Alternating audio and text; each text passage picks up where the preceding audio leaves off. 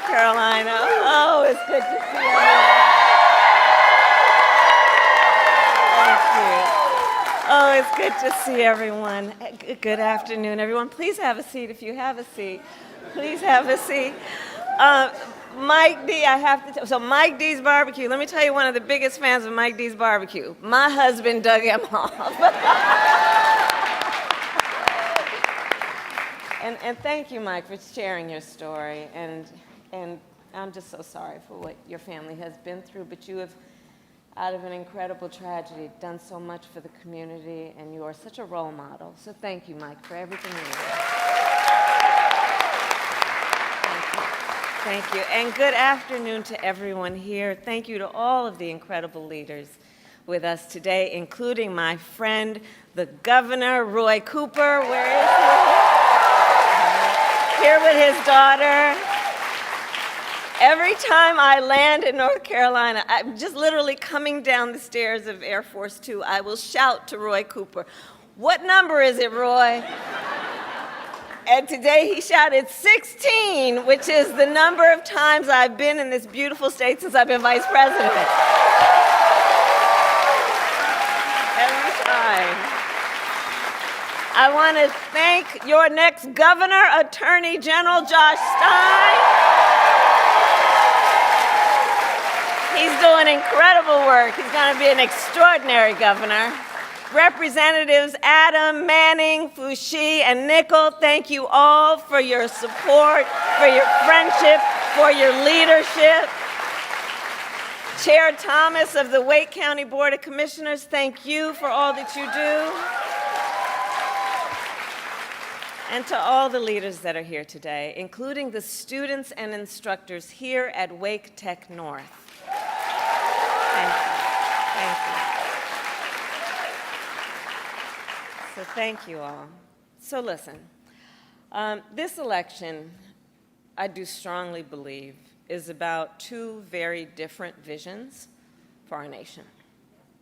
One, ours, focused on the future, and the other focused on the past. We see that contrast clearly in many ways, including when it comes to how we think about the economy. So our country has come a long way since President Biden and I took office. At that time, we sadly remember the millions of Americans that were out of work. We were facing one of the worst economic crises in modern history. And today, by virtually every measure, our economy is the strongest in the world.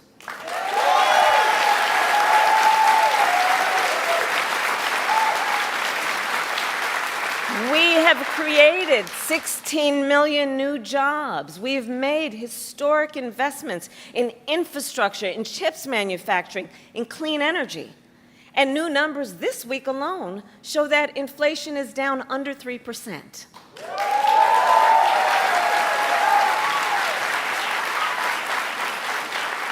And as President of the United States, it will be my intention to build on the foundation of this progress.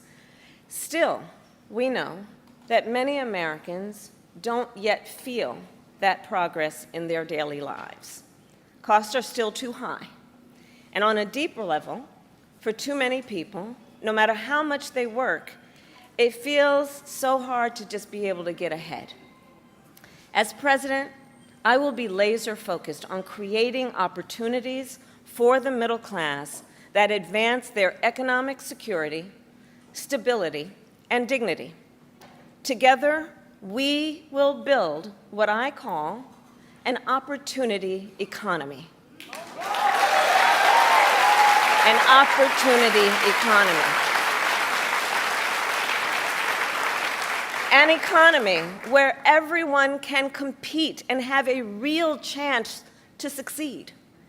Everyone, regardless of who they are or where they start, has an opportunity to build wealth for themselves and their children, and where we remove the barriers to opportunity so anyone who wants to start a business or advance their career can access the tools and the resources that are necessary to do so.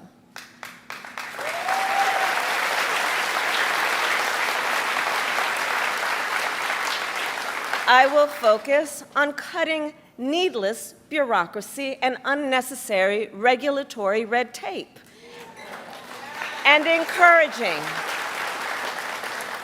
encouraging innovative technologies while protecting consumers, and creating a stable business environment with consistent and transparent rules of the road.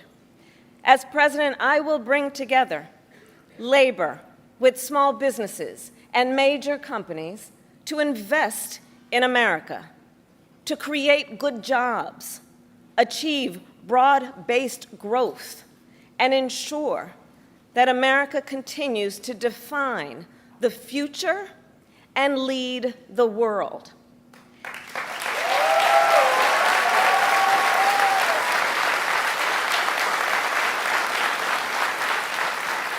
And key to creating this opportunity economy is building up our middle class. It is essential. The middle class is one of America's greatest strengths. And to protect it, then, we must defend basic principles, such as your salary should be enough to provide you and your family with a good quality of life.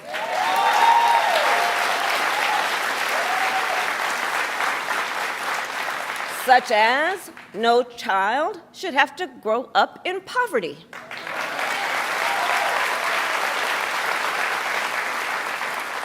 Such as after years of hard work, you should be able to retire with dignity. And you should be able to join a union if you choose. Building up the middle class will be a defining goal of my presidency, because I strongly believe when the middle class is strong, America is strong.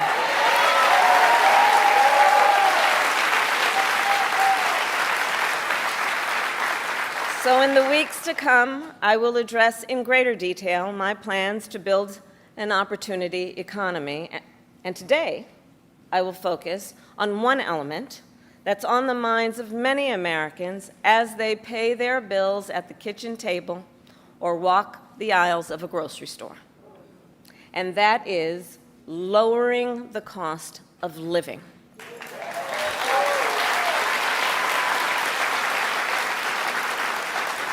So every day across our nation, families talk about their plans for the future, their ambitions, their aspirations for themselves, for their children.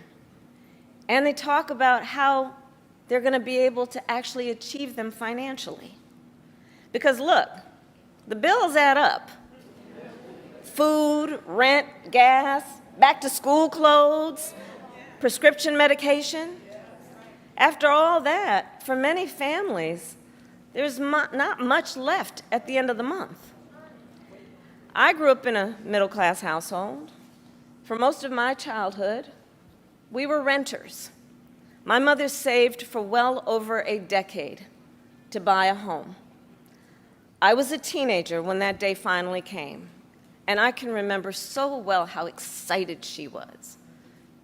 I kind of understood what it meant, but we called her Mommy. Mommy was so excited, it just made us excited that she was so excited. Later in college, I worked at McDonald's to earn spending money. Well, some of the people I worked with were raising families on that paycheck. They worked second or even third jobs to pay rent and buy food. That only gets harder when the cost of living goes up. When I am elected president, I will make it a top priority to bring down costs and increase economic security for all Americans. As president, I will take on the high costs that matter most to most Americans, like the cost of food. We all know that prices went up during the pandemic when the supply chains shut down and failed. But our supply chains have now improved, and prices are still too high.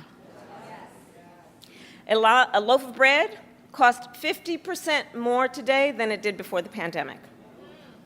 Ground beef is up almost 50%. Many of the big food companies are seeing their highest profits in 2 decades. And while many grocery chains pass along these savings, others still aren't. Look, I know most businesses are creating jobs, contributing to our economy, and playing by the rules. But some are not. And that's just not right. And we need to take action when that is the case.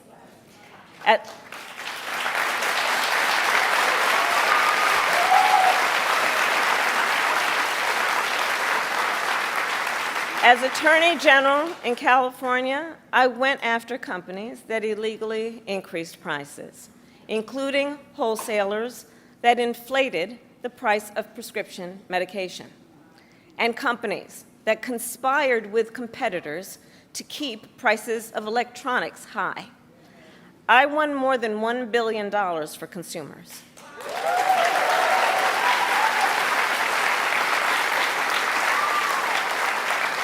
So believe me, as president, I will go after the bad actors.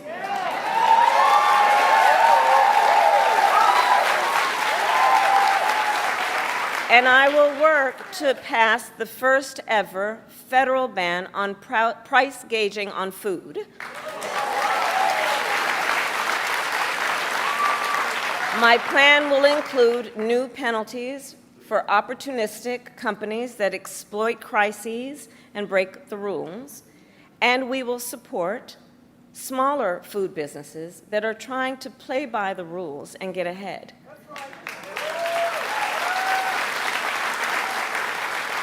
We will help the food industry become more competitive, because I believe competition is the lifeblood of our economy. More competition means lower prices for you and your families.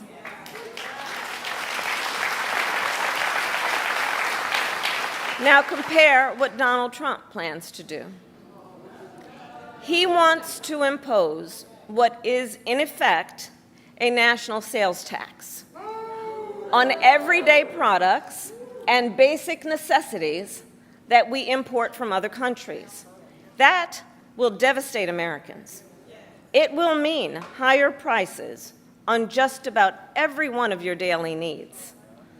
A Trump tax on gas, a Trump tax on food, a Trump tax on clothing, a Trump tax on over-the-counter medication. And you know, economists have done the math. Donald Trump's plan would cost a typical family $3,900 a year. At this moment, when everyday prices are too high, he will make them even higher. As president, I'll take on the issue of the cost of health care. As Attorney General, I took on insurance companies and Big Pharma and got them to lower their prices. And together with President Biden, we've gone even further. We capped the price of insulin at $35 a month, and the total cost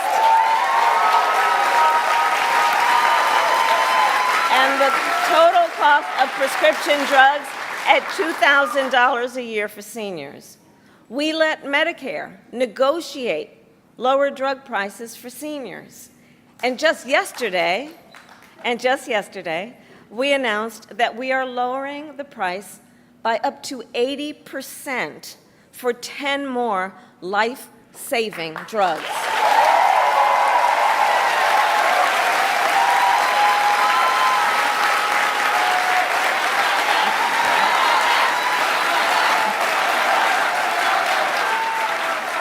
And I pledge to continue this progress. I'll lower the cost of insulin and prescription drugs for everyone with your support, not only our seniors. and demand transparency from the middlemen who operate between Big Pharma and the insurance companies who use opaque practices to raise your drug prices and profit off your need for medicine. 2 months ago, I announced that medical debt will no longer be used against your credit score.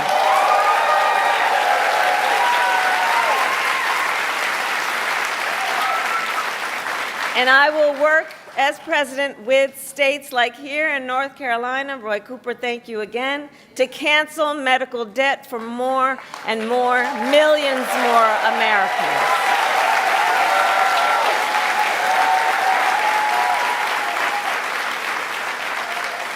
As for Donald Trump, well, he wants to repeal the Affordable Care Act, which 45 million Americans rely on. 45 million Americans rely on it for health care. That would take us back to a time when insurance companies could deny people with pre-existing conditions. We all remember what that was. And we're not going back. We're not going back. We're not going back.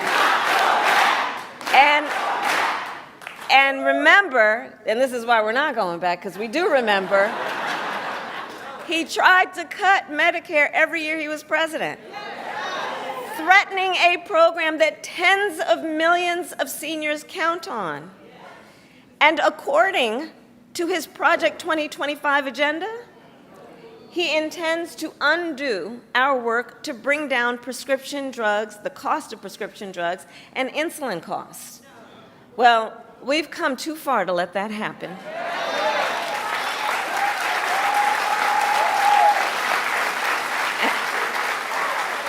So we're not going back on that, and let's talk about the cost of housing. So now, the housing market can be complicated, but look, I'm not new to this issue. As State Attorney General, I drafted and helped pass a homeowner Bill of Rights, one of the first in America.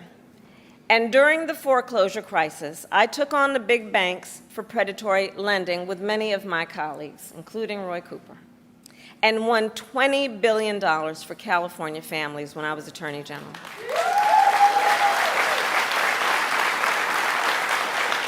So I know how to fight for people who are being exploited in the housing market. And I know what home ownership means. It's more than a financial transaction. It's so much more than that. It's more than a house. Home ownership and what that means, it's a symbol of the pride that comes with hard work. It's financial security. It represents what you will be able to do for your children.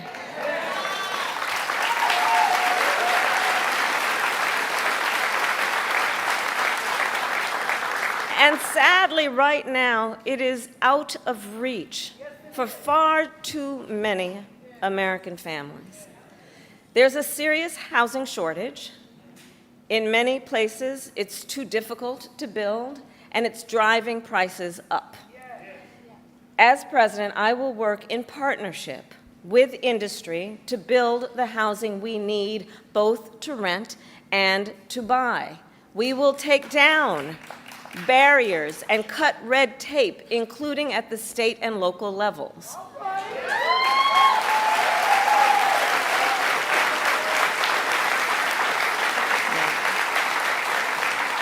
And by the end of my first term, we will end America's housing shortage by building 3 million new homes and rentals that are affordable for the middle class.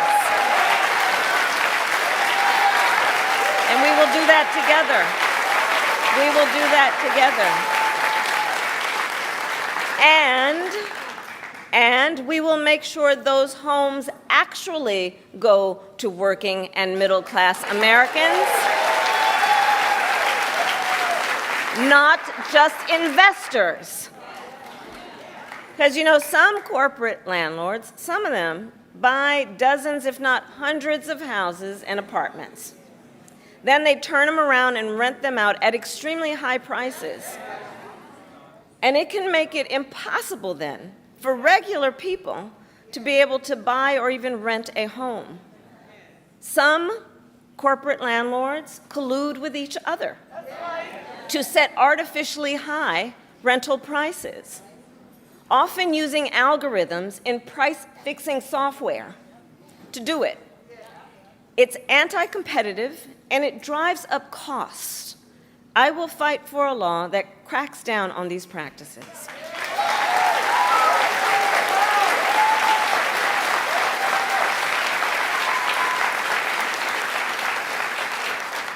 We also know that as the price of housing has gone up, the size of down payments have gone up as well. Even if aspiring homeowners save for years, it often still is not enough. So in addition, while we work on the housing shortage, my administration will provide first-time home buyers with $25,000 to help with the down payment on a new home.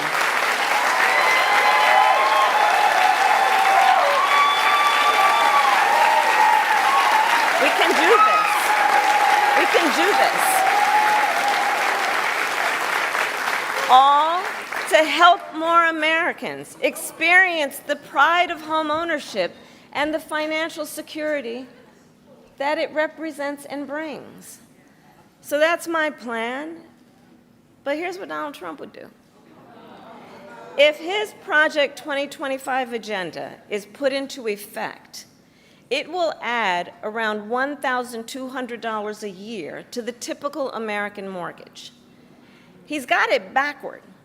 We should be doing everything we can to make it more affordable to buy a home, not less.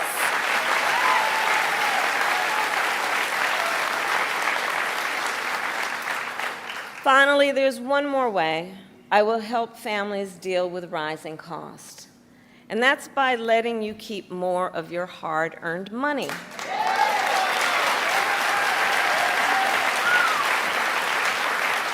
Under my plan, more than 100 million Americans will get a tax cut, and we will do this by restoring 2 tax cuts designed to help middle-class and working Americans: the Earned Income Tax Credit and the Child Tax Credit.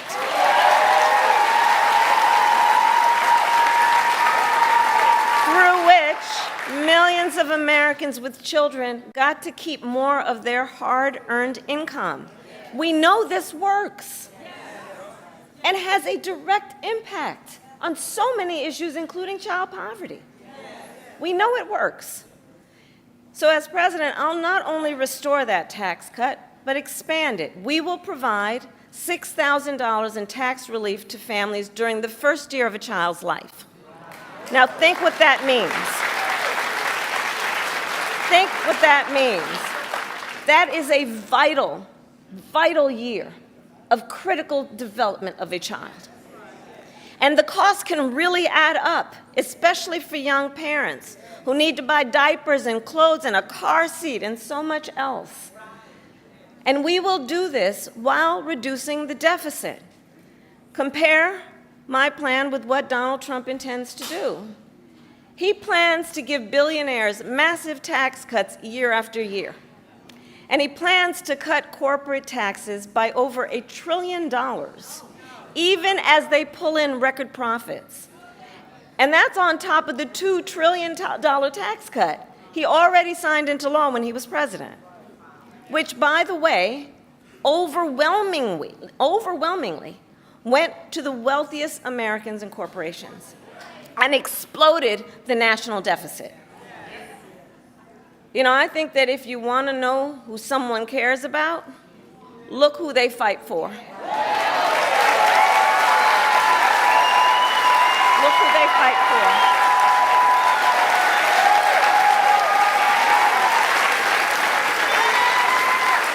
Donald Trump fights for billionaires and large corporations, I will fight to give money back to working and middle-class Americans.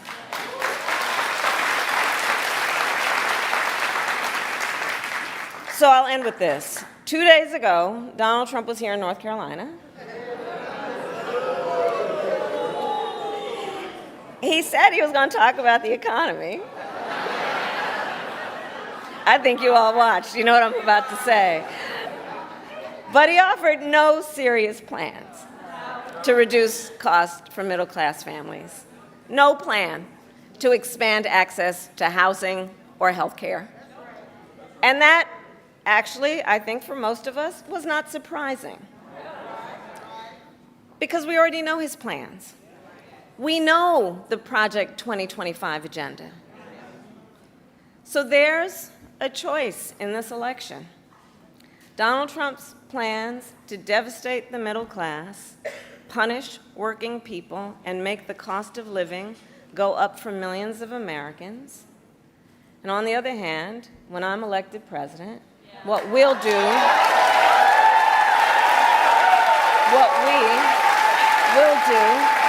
to bring down costs, increase the security and stability financially of your family, and expand opportunity for working and middle-class Americans.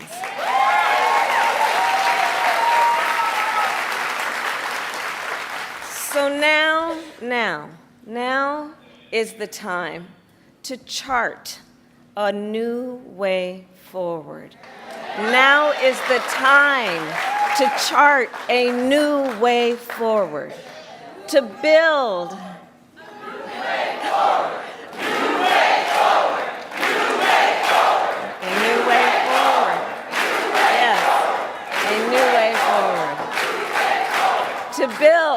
to build an America where everyone's work is rewarded and talents are valued, where we work with labor and business to strengthen the American economy, and where everyone has the opportunity not just to get by, but to get ahead.